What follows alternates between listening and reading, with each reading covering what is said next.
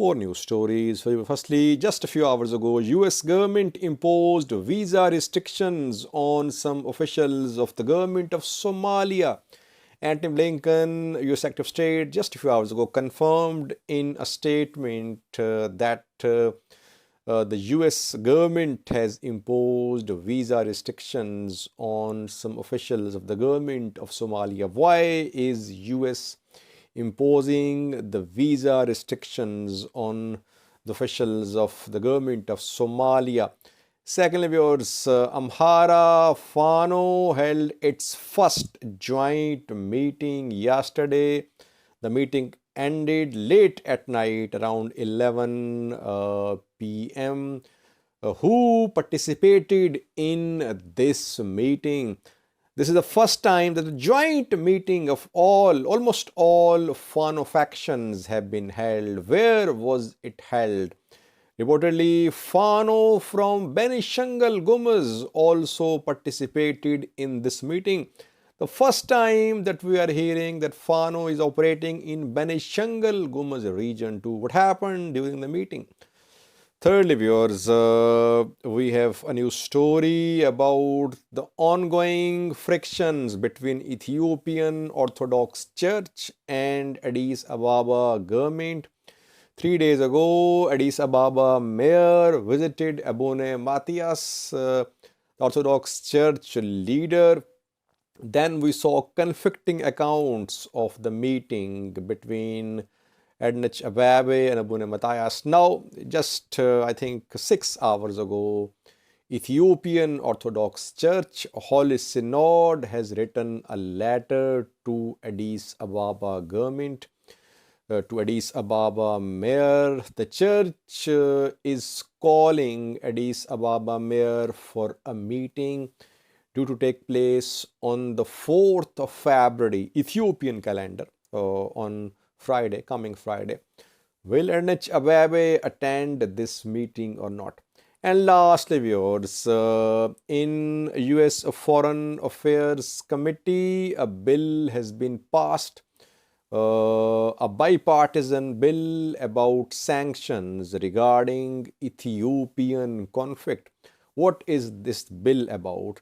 The bill will be now tabled at the US House, where it will be put to vote.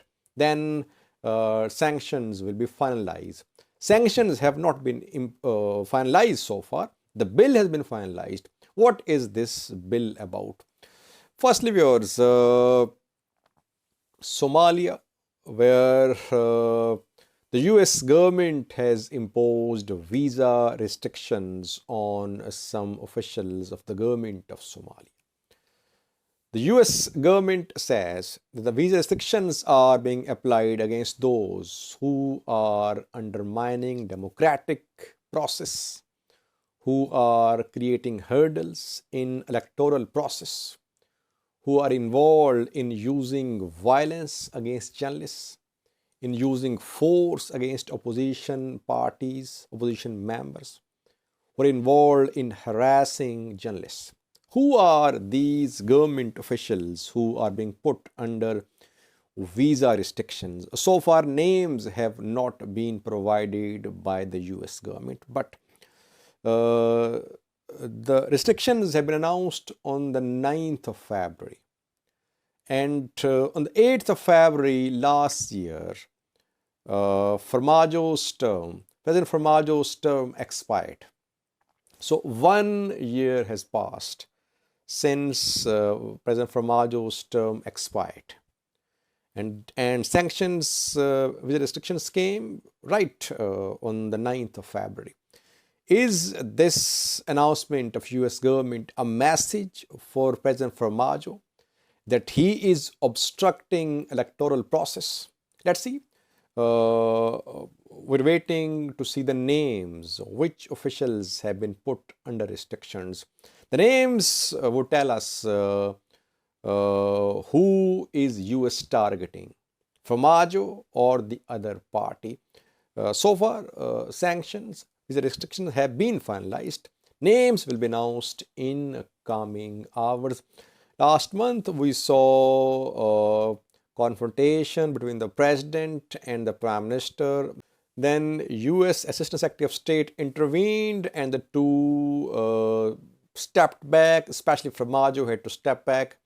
It was decided that by the 25th of February, electoral process will be completed. In today's statement as well about visa restrictions, the US government is calling upon Somali stakeholders to complete electoral process by the 25th of February. Secondly, viewers, Amhara Fano held its first joint meeting a few hours ago. The meeting was held in Kwara city, Kwara Voreda, which is in North Gondar zone of Amhara region.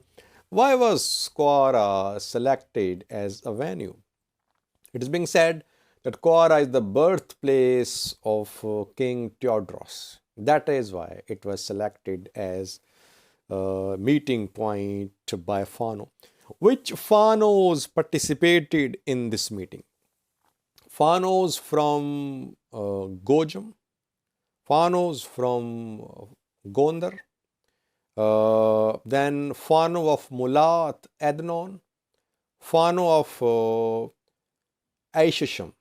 4 Fano factions and some others have been confirmed which were part of this meeting. And Fano from Benishangul Gumuz also participated in this meeting. So a new Fano is in the making in Benishangul Gumuz. Gamecho, a leader, a commander of Fano from Benishangul Gumuz, was part of this meeting. He delivered a speech as well. The meeting went on for around 6 hours. It ended at around 11 p.m. last night. What came under discussion at this meeting? Firstly, that there should be one commander of the Fano, though no one commander has been announced so far. Secondly, the issues faced by Amhara ethnic community, like their displacement, killings, especially in BG and Oromia, they came under discussion. Thirdly, it was decided that illegal shootings, they must be stopped. Within fighting within the organization, it came under discussion, and it was pressed that there must be unity in the organization. And lastly, financing came under discussion. How to finance Fano, from where to get these funds, how to use these funds effectively. Several important points came to discussion. So far, no one leader of all Fanos has been announced. The first joint meeting of Fano has taken place. Fano is a little under pressure. We know that what happened in Nefas Micha 24 hours ago is being blamed on some Fano sections. It is being said that some Fano members are involved in the attack which happened in Nefas Micha. I did 2 videos on that yesterday, and some Fano members have been killed too as well. Fano denies that. Amhara government has not named Fano too, but some unofficial sources say that some Fano members were part of that team which attacked 3 police stations in Nefas Micha town. That is why Fano is definitely under pressure. It is trying to create internal unity by installing some sort of organization in this body. Thirdly, viewers, tensions between the church and the Addis Ababa government they're far from over. Once again, the church is inviting Addis Ababa mayor to report to come to church headquarters. The Church Holy Synod has written a letter. You can see letter on your screen. The letter was written last night. The letter addresses Addis Ababa mayor. The letter says that the church is very worried about what happened at Maskell Square on the 1st of January Ethiopian calendar. That is why Addis Ababa mayor should attend church office on the 4th of February Ethiopian calendar. 4th of February means coming Friday. So the church wants Addis Ababa mayor to come to church office on coming Friday. Ernest Ababe visited Abune Matthias, Orthodox Church leader, 48 hours ago. And after that, we saw conflicting stories. Ernest Ababe said that the two agreed to resolve issues through dialogue. Abune Matthias said that he had not agreed on any point with Ernest Ababe. Now the Holy Synod is calling Addis Ababa mayor. Will Ernest Ababe visit church headquarters, church office on coming Friday or not? Pressure is being built upon Addis Ababa mayor once again. We're seeing social media campaign. Majority of SFI is in the forefront, and several other church elders, they're saying that the mayor must come to church headquarters, church office on the 4th of February Ethiopian calendar. Let's see. Lastly, viewers, US Foreign Affairs Committee has tabled a bill calling for sanctions on Ethiopia, on all parties to the conflict in Ethiopia. A bipartisan bill which was put to vote at US Foreign Affairs Committee. The bill has been passed. Both Republicans, Democrats are behind this bill. The bill now will be tabled at US House, where it could be put to vote again.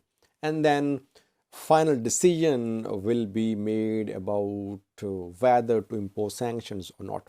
The bill says that all parties which are hindering negotiated settlement to Tigray conflict should be sanctioned, firstly. Secondly, those who are blocking aid deliveries be sanctioned. Thirdly, those who are arming the parties to conflict, they'll be put in sanctions. It means that sanctions could be imposed on Turkey, Iran, UAE, on the companies in those countries which are involved in supplying weapons to Ethiopia. And fourthly, the bill says that all parties who are involved in human rights abuses, they should also be put under sanctions. Sanctions have not been imposed so far. Let's see, will the House pass this bill or not? If the House passes this bill, then we could see sanctions. There is mention of genocide as well in this bill, that the US government must designate war crimes in Tigray genocide or otherwise. Earlier proceedings about declaring war crimes in Tigray genocide or otherwise, they have been suspended. The bill is once again calling upon the US government that it should decide that the war crimes in Tigray were genocide or not. Let's see. We'll update you once the bill is put to vote at the US House. Thank you for watching.